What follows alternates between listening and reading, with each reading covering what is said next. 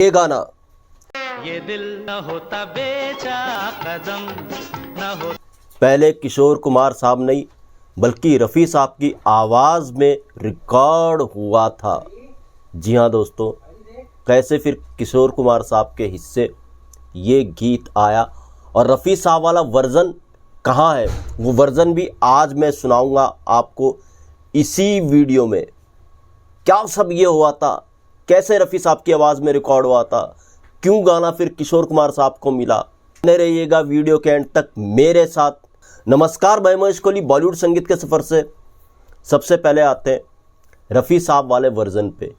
कैसे ये दिल ना होता बेचारा रफ़ी साहब ने रिकॉर्ड किया था।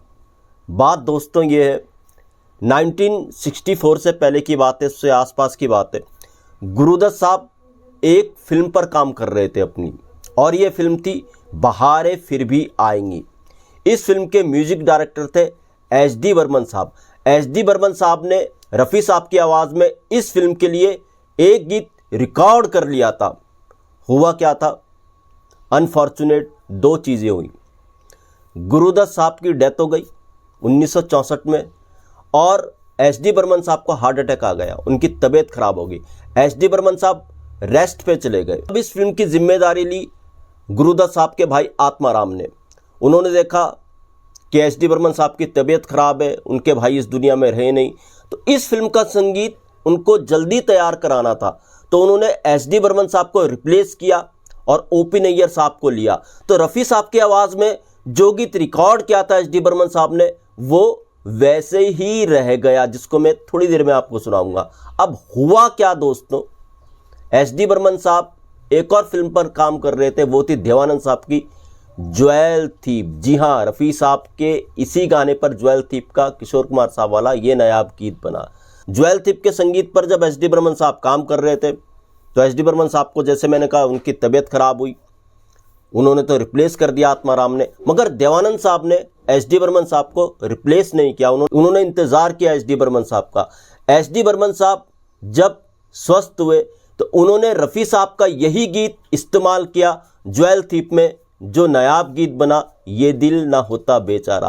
अब मैं रफ़ी साहब वाला वर्ज़न आपको सुनाता हूँ, जो बहारें फिर भी आएंगी का ये वर्ज़न है रफ़ी साहब वाला, जिसको एच.डी. बर्मन साहब ने रिकॉर्ड किया था गुरुदत्त साहब की डेथ से पहले। जी हाँ, इस वर्ज़न की एक झलकी देखिए। कोई न तेरा साथी हो जगल कहीं भी जाती, तेरे पीछे तूफानों की ज़मीन तेरे। इसी गीत पर फिर एच.डी. बर्मन साहब ने जो दूसरा गीत लिखवाया वो था ये दिल ना होता बेचारा, जिसको किशोर कुमार साहब ने गाया। अब इन दोनों गीतों को सुनने के बाद लोग कंपैरिजन करने लगते हैं किशोर कुमार साहब और रफ़ी साहब के बीच में।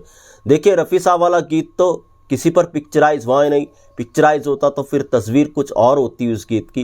किशोर कुमार साहब वाला वर्जन पिक्चराइज हुआ देवानंद साहब पर, इसकी क्वालिटी थोड़ी सी अलग है। तो कंपेयर करना दोनों लेजेंड्स को गलत होगा। रफ़ी साहब वाला ये वर्जन बरसों तक गायब रहा। कुछ लोगों ने, रफ़ी साहब के चाहने वालों ने इस वर्जन को ढूंढा और आप तक पहुँचाया। बहारें फिर भी आएंगी 1966 में आई थी, ज्वेल थीप 1967 में आई थी। तो दोस्तों, ऐसे भी किस्से हुए हैं, ऐसे भी गीत बने। ऐसे गीतों के किस्से मैं आपके लिए लेकर के आता रहूँगा। महेश कोहली को दीजिएगा इजाज़त। Goodbye, good luck and take care.